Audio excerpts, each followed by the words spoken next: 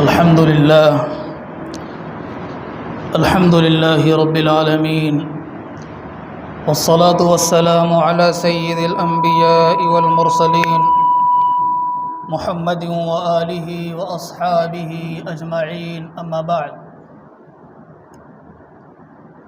فأعوذ بالله من الشيطان الرجيم، بسم الله الرحمن الرحيم.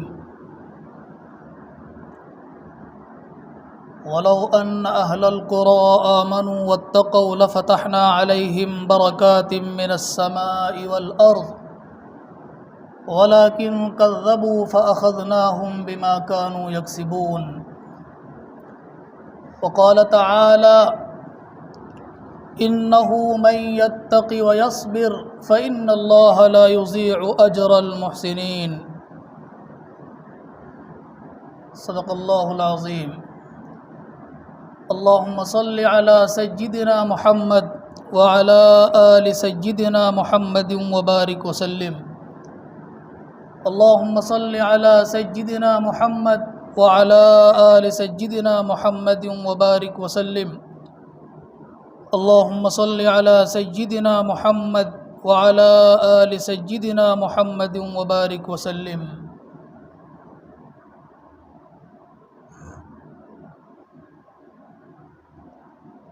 اللہ رب العزت نے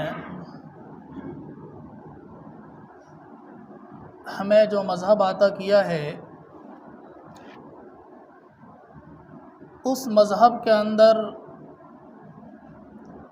زندگی کے تمام مشکلات اور مصائب کا حل بھی موجود ہے. چنانچہ جس کسی دور میں بھی مسلمانوں پر حالات آئے تو اللہ تعالیٰ نے اس کے رہنما اصول اور ان مشکلات اور مصائب سے نکلنے کے جو راستے ہیں ہمیں بتا دیے ہیں. قرآن کریم کی جو آیت آپ کے سامنے پڑھی گئی، اللہ رب العزت نے اس کے اندر ہمیں مصائب اور مشکلات سے نکلنے کا حل بتایا ہے.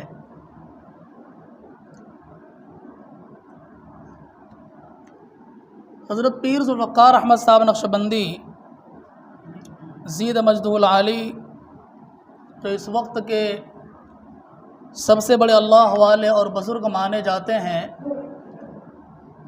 انہوں نے آج ہی کے حالات کی مناسبت سے کچھ باتیں امت کے سامنے رکھی ہیں. اگر ہم اور آپ ان باتوں پر عمل کر لیں تو انشاءاللہ جو مصائب اور مشکلات ہمارے سامنے ہیں وہ سب حل ہو جائیں گے اور ہم سب ان مصائب سے نکل جائیں گے. سب سے پہلی بات انہوں نے فرمایا کہ جو شخص اپنے اعمال کو سنوارتا ہے تو اللہ تعالیٰ اس کے حالات کو سنوار لیتا ہے. جو شخص اپنے اعمال کو سنوار لیتا ہے اللہ تعالیٰ اس کے حالات کو سنوار دیتا ہے. انسان اگر یہ چاہتا ہے کہ ہمارے اوپر جو حالات آئے ہیں وہ حالات ہم سے ختم ہو جائے، ہمارے اوپر جو پریشانیاں آئی ہیں وہ پریشانیاں ختم ہو جائیں، ہمارے اوپر جو غموں کے بادل منڈلا رہے ہیں وہ چھٹ جائے، تو اس کا واحد حل ہے، ایک ہی حل ہے، اس کا ایک ہی طریقہ ہے اس کو دور کرنے کا، وہ یہ کہ ہم اپنے اعمال کو درست کر لیں. ہر شخص یہ تو چاہتا ہے کہ اعمال کہ حالات درست ہو جائیں، حالات ہمارے موافق ہو جائیں، لیکن حالات کو دور کرنے کا جو طریقہ ہے اس طریقے کی جانب توجہ نہیں دیتے. جس سے بھی پوچھئے کہ بھائی فلاں دین کے کام سے جڑ جاؤ، 5 وقت نماز کی پابندی کرنے لگو، تو وہ کہے گا کہ ابھی ہمارے حالات ٹھیک نہیں ہیں، جب حالات ٹھیک ہو جائیں گے ہم مسجد کا رخ کر لیں گے.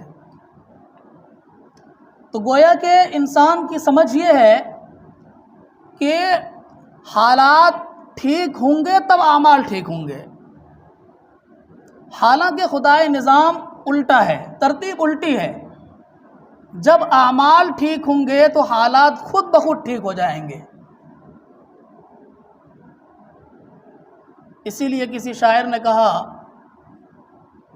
جب کہا میں نے کہ یا اللہ تو میرا حال دیکھ، جب کہا میں نے کہ یا اللہ تو میرا حال دیکھ، حکم آیا میرے بندے نامہ اعمال دے۔ جب بھی کسی انسان نے اللہ رب العزت سے فریاد کی کہ اے اللہ میرے اوپر جو حالات آئے ہیں ان کو دور کر دیجئے، ان کو میرے موافق بنا دیجئے، تو اللہ تعالیٰ کی طرف سے بندے کو حکم آیا کہ میرے بندے اپنے نامہ اعمال کو تو اٹھا کر دیکھ لے، تیرا عمل کیسا ہے، اپنے عمل کو سدھار لو، درست کر لو، حالات خود بخود سدھر جائیں گے۔ لیکن ہو کیا رہا ہے، حالات سے ہر شخص کو شکایت ہے، ہر شخص حالات پر رونا روتا ہے، لیکن حالات کے کنٹرول کرنے کی جو اصل اور بنیاد ہے اس کی جانب کوئی توجہ نہیں دیتا۔ اس کی مثال اگر ہمیں دیکھنی ہے کہ حالات کے درست ہونے کا دار و مدار اعمال کی درستگی پر ہے، تو اللہ تعالیٰ نے اس بات کو سمجھانے کے لیے قرآن کریم کے اندر حضرت یوسف علیہ السلام کا واقعہ بہت تفصیل کے ساتھ بیان کیا ہے۔ حضرت یوسف علیہ السلام ایک نوجوان لڑکا تھا، بلکہ ابھی بچپنے کا دور تھا۔ بھائیوں نے کسی سازش کے تحت ان کو کسی گہرے کنویں میں ڈال دیا تھا، وہاں سے کوئی قافلہ والا اٹھا کر لے گیا، پردیس لے کر کے چلا گیا، وہ عزیز و اقارب سے دور ہو گیا، اپنے وطن اور ملک سے دور ہو گیا، پردیسی بن گیا، ہر طرح سے لاچار اور مجبور انسان بن گیا تھا۔ یہ حالات آئے تھے، لیکن ان سب کے باوجود بھی حضرت یوسف علیہ السلام نے اپنے والد کی نصیحت پر سختی کے ساتھ عمل کیا تھا۔ آخر ایک نبی کے بیٹے تھے، باپ کا اثر تو بیٹے پر آ ہی جاتا ہے، اس لیے حالات جیسے بھی آئے لیکن ان حالات میں اپنے اعمال کو بگڑنے نہیں دیا۔ بات یہاں تک پہنچی کہ جب عزیز مصر نے خرید کر اپنے گھر لے گئے تو ان کی بیوی زلیخا نے غلط حرکت کرنے کی جانب دعوت دی تھی، سب کو پتہ ہے اس واقعے کا، لیکن حضرت یوسف علیہ السلام نے موقع کا فائدہ نہیں اٹھایا۔ حضرت یوسف علیہ السلام گناہ کی جانب مائل نہیں ہوئے، بلکہ اس موقع پر فرمایا معاذ اللہ، اللہ کی پناہ اس کام کے کرنے سے، میرے دل میں اللہ تعالیٰ کا ڈر ہے، میں اس کام کو انجام نہیں دے سکتا۔ خیر زلیخا تو اپنے مقصد میں کامیاب نہیں ہو پائی، وہاں سے حضرت یوسف علیہ السلام گناہ سے بچ کر نکل گئے۔ عزیز مصر کو پتہ چلا تو عزیز مصر کی بیوی نے الٹا الزام لگانا شروع کر دیا تھا کہ آپ کس غلام کو خرید کر لائے، کس لڑکے کو خرید کر لائے ہیں، یہ تو آپ کی بیوی کی عزت پر ڈاکہ ڈال رہا ہے۔ لیکن بادشاہ وقت سمجھ چکا تھا کہ غلطی اس لڑکے کی نہیں ہے، غلطی سراسر میری بیوی کی ہے، چنانچہ صاف کہا تھا انکی کنتی من الخاطئین، غلطی تیری ہے، اس کی کوئی غلطی نہیں ہے، تیرا جرم ہے سراپا۔ لیکن کیا کرے، اپنے گھر کی عزت کو بھی بچانا تھا، اس لیے بیوی کے مطالبے پر حضرت یوسف علیہ السلام کو جیل خانے میں ڈال دیا تھا۔ اس کی بیوی نے دھمکی دیا تھا کہ اگر تو نے میری بات کو نہیں مانا تو میں جیل میں ڈلوا دوں گی اور جیل خانے کے اندر تمہیں قید میں رہنا پڑے گا۔ حضرت یوسف علیہ السلام نے اپنے رب سے دعا کی تھی رب السجن احب الی مما یدعوننی الیہ، اے میرے پروردگار دو چیز ہے یہاں، ایک تو قید خانہ جس کی یہ دھمکی دے رہی ہے، اور دوسرا وہ برائی جس کی جانب یہ دعوت دے رہی ہے، اے میرے پروردگار ان دو چیزوں میں سے جیل میں بند رہنا مجھے پسند ہے، لیکن اس گناہ کی جانب میں ذرہ برابر بھی مائل ہونے کے لیے تیار نہیں ہوں۔ یہ دعا کی تھی۔ خیر حضرت یوسف علیہ السلام کو جیل خانے کے اندر ڈال دیا تھا، حالات کو برداشت کیا لیکن اعمال کو بگڑنے نہیں دیا، جیل خانے کے اندر رہتے رہے۔ یہاں تک کہ بادشاہ نے خواب دیکھا کہ کچھ دنوں کے بعد ملک پر بڑے سخت حالات آنے والے ہیں، قحط سالی کا زمانہ آنے والا ہے، بڑی پریشانی ہوگی ان دنوں میں۔ اب اس خواب کی تعبیر بتانے والا کوئی موجود نہیں تھا۔ اس سے پہلے جیل خانے سے نکل کر ایک شخص بادشاہ کے پاس آیا تھا۔ اس نے کہا کہ بادشاہ سلامت، میں نے بھی جیل خانے کے اندر ایک خواب دیکھا تھا، ایک اور میرے ساتھی نے دیکھا تھا۔ مجھے ایک آدمی جیل کے اندر ملا تھا یوسف نام کر کے، اس نے مجھے خواب کی جو تعبیر بتائی تھی بالکل اسی کے مطابق میرے ساتھ بعد میں معاملہ ہوا، بالکل ان کی تعبیر بتائی ہوئی ٹھیک نکلی۔ چنانچہ بادشاہ کو جب اس بات کا علم ہوا تو بادشاہ نے کہا ٹھیک ہے، اس نوجوان کو جیل خانے سے بلا کر کے لے آؤ، میں بھی ان کے سامنے خواب بیان کروں گا، وہ میری تعبیر بتائے گا۔ چنانچہ حضرت یوسف علیہ السلام کو بلایا گیا۔ آپ جب حاضر ہوئے تو یہ نہیں کہ مجھے جیل سے رہائی مل گئی، خوشی کے مارے پھولے نہیں سما رہے ہیں، بلکہ اس موقع پر بادشاہ سے پوچھا کہ رہائی بعد میں، پہلے یہ بتائیے کہ آپ نے جس غلطی کی بنیاد پر مجھے جیل میں ڈالا تھا واقعتاً میں نے وہ غلطی کی تھی یا مجھ پر الزام تھا، میری غلطی تھی یا عورتوں کی غلطی تھی، یہ بتائیے، انصاف کیجئے، پہلے بات کو صاف کیجئے، اس کے بعد میں رہا ہوں گا۔ اللہ کے نبی جناب محمد رسول اللہ صلی اللہ علیہ وسلم نے فرمایا کہ کیا کہنے میرے بھائی یوسف کے صبر کے، کہ انہوں نے اتنے سال جیل کی مصیبت برداشت کرنے کے باوجود بھی رہائی کو ترجیح نہیں دی، بلکہ انصاف کی بات کہی، انصاف کا مطالبہ کیا، کس قدر صبر کرنے والے تھے۔ تو بادشاہ سے جب اس بات کا مطالبہ کیا گیا تو بادشاہ نے کہا یقیناً آپ بری ذمہ ہیں، آپ کی کوئی غلطی نہیں تھی، ان عورتوں کی غلطی تھی، آپ بے قصور جیل کے اندر ڈالے گئے تھے۔ خیر، بادشاہ کے اندر حضرت یوسف علیہ السلام کے دل میں حضرت یوسف علیہ السلام کا ایک مقام اور مرتبہ بیٹھا ہوا تھا۔ وہ سمجھ گئے تھے یہ آدمی بڑا امانت دار ہے، انکا لدینا مکین امین، یقیناً آپ ہمارے نزدیک بڑے مرتبے والے ہیں، امانت دار ہیں، سمجھ چکے تھے۔ خیر، خواب حضرت یوسف علیہ السلام کے سامنے بیان کیا گیا۔ حضرت یوسف علیہ السلام نے تعبیر بتائی کہ دیکھیے، ملک کے اوپر 7 سال ایسے آنے والے ہیں کہ جن میں پیداوار بکثرت ہوگی، خوب پیداوار ہوگی، ہر چیز بہت زیادہ پیدا ہوگی۔ اس کے بعد جب 7 سال آئیں گے تو بڑے قحط کے زمانے ہوں گے، ان زمانوں میں پیداوار نام کی کوئی چیز نہیں ہوگی، اس لیے ان زمانوں میں لوگوں کو رزق پہنچانے کے لیے اور لوگوں کی روزی روٹی کا انتظام کرنے کے لیے آپ خوشحالی کے زمانے میں پیداوار کو، غلے کو بچا کر رکھ لیجئے گا، انتظام کر لیجئے، یہ مشورہ دیا۔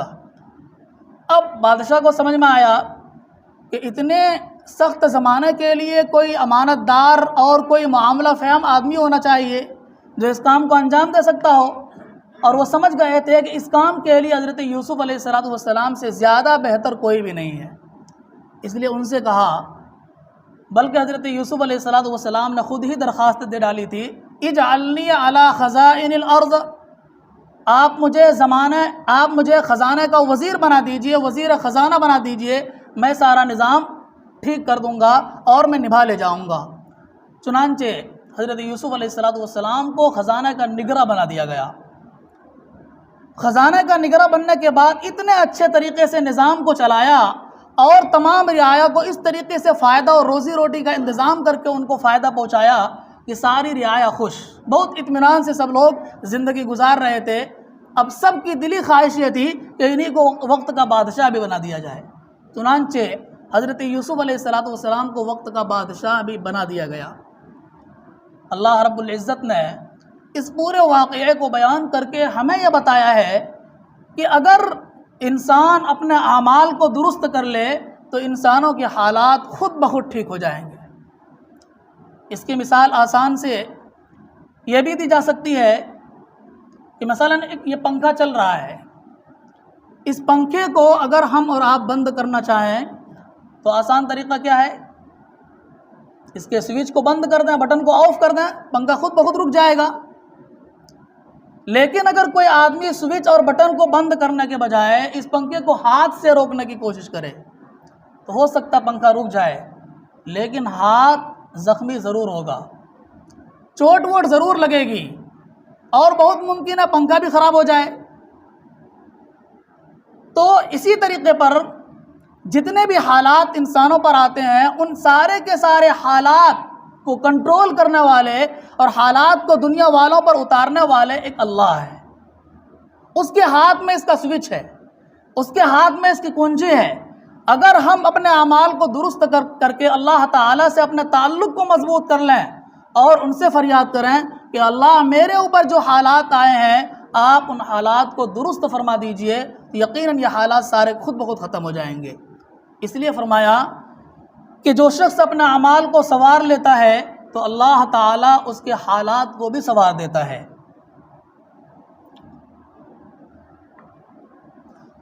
دوسری بات جو حالات کے تعلق سے ارشاد فرمائی ہے وہ یہ کہ جو شخص اپنی آخرت کو سنوار لیتا ہے تو اللہ تعالیٰ اس کی دنیا کو بھی سنوار دیتا ہے۔ جو شخص اپنی آخرت کو سنوار دیتا ہے تو اللہ تعالیٰ اس کی دنیا کو بھی سنوار دیتا ہے۔ اس کی مثال صحابہ کرام کی زندگی ہے۔ صحابہ کرام رضوان اللہ تعالیٰ علیہ مجمعین نے کس قدر آخرت کی زندگی کو دنیاوی زندگی پر ترجیح دی تھی، کس قدر انہوں نے اللہ اور اس کے رسول کی خاطر قربانیاں پیش کی تھی، جس کا نتیجہ یہ ہوا کہ حضرت انس رضی اللہ تعالیٰ عنہ کہتے ہیں کہ ایک زمانہ وہ تھا کہ جب ہمیں پیٹ بھر کر کے روٹی کھانے کو نہیں ملا کرتی تھی، لیکن بعد میں پریشانیوں کو برداشت کرنے کے بعد اللہ تعالیٰ سے اپنے معاملات کو درست کر لینے کے بعد ایسا زمانہ آیا کہ لکڑی توڑنے والے، لکڑی پھاڑنے والے، لکڑی کاٹنے والا جو کلہاڑی ہوتا ہے اس کلہاڑی سے میں سونے کی اینٹ کو توڑا کرتا تھا۔ سوچیے اللہ رب العزت نے کس قدر فراوانی دی تھی صحابہ کرام رضوان اللہ تعالیٰ علیہ مجمعین کو۔ یہ کیوں ہوا؟ یہ اس لیے ہوا تھا کہ صحابہ کرام نے اپنی آخرت کو بنائی تھی، اپنی آخرت کو سنوار لیا تھا، جس کی وجہ سے اللہ تعالیٰ نے ان کی دنیا کو بھی سنوار دیا تھا۔ ایک بڑے بزرگ گزرے ہیں حضرت امام ابو یوسف رحمۃ اللہ علیہ، بہت پائے کے فقہاء میں سے ہیں، جن مسائل پر ہم عمل کرتے ہیں نماز کے اندر، وضو کے اندر، ان مسائل کو جو لکھنے والے کئی ائمہ کرام ہیں، ان میں سب سے بڑے امام ابو حنیفہ ہے، انہی کے ایک شاگرد ہیں حضرت امام ابو یوسف رحمہ اللہ۔ ان کا کیا حال تھا؟ ہارون رشید بادشاہ گزرے، ان کے زمانے کے آدمی تھے حضرت امام ابو یوسف رحمۃ اللہ علیہ۔ ایک مرتبہ کھڑکی سے جھانک کر دیکھ رہے تھے کہ امام ابو یوسف رحمہ اللہ گھر سے مسجد کی جانب آ رہے ہیں، اور دو اور آدمی ان کے ساتھ ہیں۔ جب مسجد کے دروازے پر پہنچے تو ان دو آدمیوں میں سے ہر ایک کی خواہش تھی کہ میں ان کے چپل کو اٹھا کر اپنے ساتھ لے کر کے چلوں، چپل اٹھانے کا شرف مجھے حاصل ہو جائے۔ دونوں کے دل میں یہ خواہش تھی، دونوں اس بات کی کوشش کر رہا تھا کہ میں چپل اٹھاؤں۔ آخر میں دونوں نے اس بات پر اتفاق کیا کہ بھائی ہمارے پاس جو رومال ہے اس رومال کے اندر چپل ڈالیں اور رومال کے ایک ایک کنارے کو دونوں پکڑ کر کے لے چلیں، اس طریقے پر دونوں کو چپل اٹھانے کا شرف حاصل ہو جائے گا۔ ہارون رشید کو بڑا تعجب ہوا، اور تعجب کی حالت میں وہ گھر کے اندر تشریف لے گئے۔ ان کی اہلیہ سمجھ گئی کوئی بڑا معاملہ پیش آیا ہے، پوچھنے لگی کیا ہوا؟ بڑے متعجب نظر آ رہے ہیں، بڑے حیران اور پریشان نظر آ رہے ہیں، بات کیا ہے؟ کہنے لگے کہ بھائی حکومت تو اصل امام ابو یوسف کی ہے، میری کیا حکومت ہے؟ بادشاہت تو ان کی ہے کہ لوگ ان کی چپل اٹھانے کے لیے آپس میں لڑتے ہیں اور ایک دوسرے سے سبقت اور آگے بڑھ جانے کی کوشش کرتے ہیں۔ بادشاہت ان کی ہے، میری کیا بادشاہت ہے؟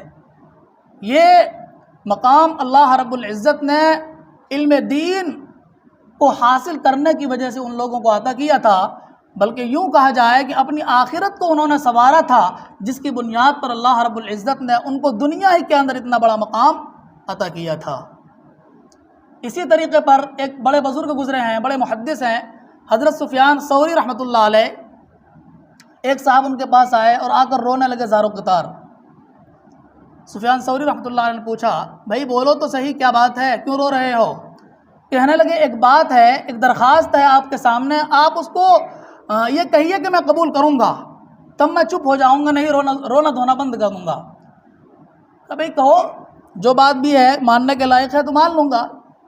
چنانچہ اس شخص نے درخواست پیش کی کہ میری خواہش ہے کہ میں سال کے 365 دن میں ہر دن آپ کو ایک نیا جوڑا بنوا کر کے دوں، میں اس جوڑے کو جب آپ کے پاس لے کر کے آؤں اس کو پہن لیجئے گا، منع مت کیجئے گا۔ قبول کر لیا۔ چنانچہ کتابوں میں لکھا ہے کہ سال کے 365 دن جب بھی درس حدیث دینے کے لیے، حدیث کا سبق پڑھانے کے لیے سفیان ثوری جاتے تھے تو نیا کپڑا پہن کر کے تشریف لے جاتے تھے۔ یہ مقام کسی دنیا دار کو کہاں حاصل ہوگا؟ یہ سب چیزیں اور یہ سب مقام اور مرتبہ اللہ رب العزت اپنے دین کی خدمت کرنے والوں کو عطا کرتا ہے۔ اس لیے علماء نے کہا کہ جو شخص اپنی آخرت کو سنوار لیتا ہے تو اللہ تعالیٰ اس کی دنیا کو بھی سنوار لیتا ہے۔ یہ دوسری بات ہے۔ تیسری بات ارشاد فرمائی کہ جو شخص اللہ رب العزت سے اپنے تعلق کو سنوار لیتا ہے تو اللہ تعالیٰ مخلوق کے ساتھ اس کے تعلق کو سنوار لیتا ہے۔ کوئی آدمی اگر یہ چاہتا ہے کہ میرا تعلق مخلوق سے اچھا ہو جائے، مخلوق دنیا کے تمام لوگ مجھ سے محبت کرنے لگے، ہر شخص کے دل میں میری محبت ہو جائے، مجھ سے کوئی بھی نفرت نہ کرے، تو اس کے لیے ضروری ہے کہ آدمی اللہ تعالیٰ سے اپنا تعلق بنا لے۔ جس آدمی کے دل میں جس قدر بھی اللہ تعالیٰ کی محبت ہوگی، اسی اعتبار سے مخلوق کے دل میں بھی اس آدمی کے تئیں محبت ہوگی۔